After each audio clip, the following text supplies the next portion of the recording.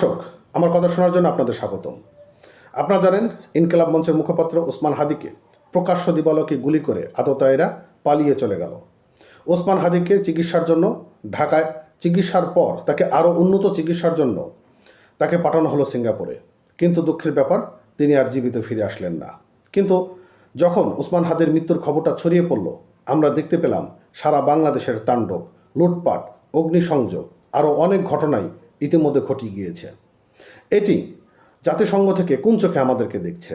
ওসমান হাদির মৃত্যুর পর সারা বহির্বিশ্ব নিন্দা জানিয়েছে, কিন্তু পাশাপাশি এই গত 2 দিন আমাদের জন্য যে বার্তাটা এসেছে সেটি আমাদের দেশের জন্য অনেকটাই ভয়াবহ বার্তা। জাতিসংঘের মহাসচিব তিনি বলেছেন, বাংলাদেশকে নিয়ে তিনি নাকি উদ্বিগ্নের মধ্যে আছেন। কেন উদ্বিগ্নের মধ্যে থাকার কথা?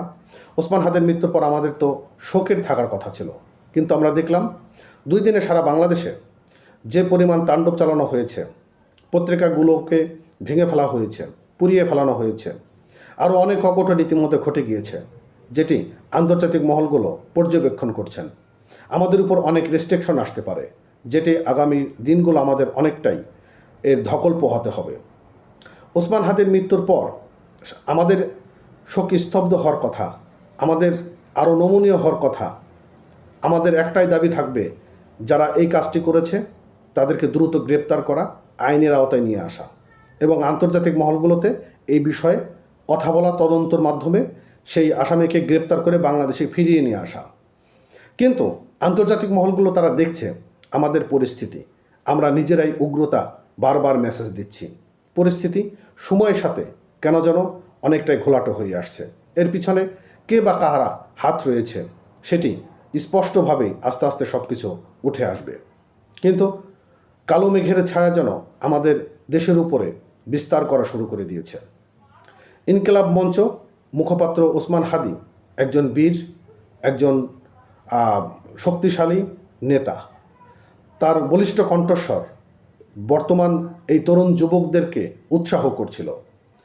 তিনি বারবার মেসেজ দিচ্ছিলেন বাংলাদেশের জন্য কোনো গণমাধ্যমগুলোর উপর আক্রমণ শিকার না হয়। অথচ আমরা দেখলাম একটা গোষ্ঠী, তারা প্রথম আলো থেকে শুরু করে ডেইলি স্টার ভাঙচুর করে তছনছ করে ফেলেছে। অনেক জায়গাগুলো স্থাপনা ভেঙে ফেলা হয়েছে।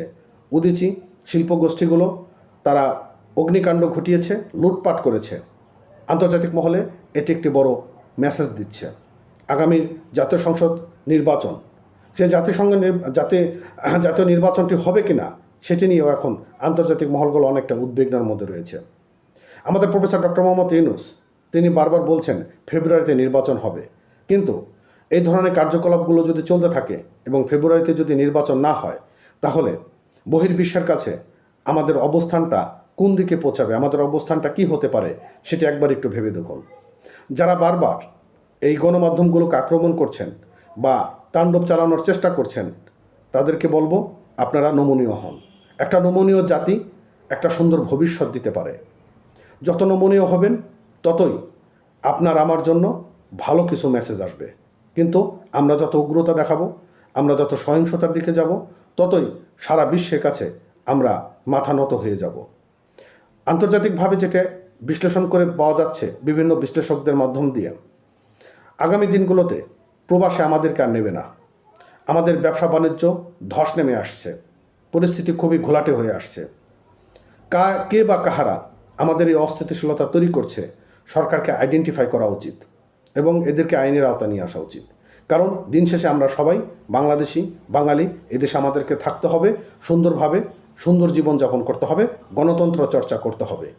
যেই বাক স্বাধীনতা, যে গণতন্ত্র চর্চার জন্য ওসমান হাদি বারবার লড়েছেন, মানুষের অধিকার নিয়ে বারবার লড়েছেন, সেই ওসমান হাদিকে কেন্দ্র করে একটা গোষ্ঠী বারবার চেষ্টা চালিয়েছেন যেন এই তার আশাকে নষ্ট করে দেওয়া হয়। ভালো থাকেন। নতুন হয়ে থাকলে আমাদের চ্যানেলটি সাবস্ক্রাইব করে রাখবেন আর আমাদের এই পেজটি ফলো করতে ভুলবেন না। ধন্যবাদ।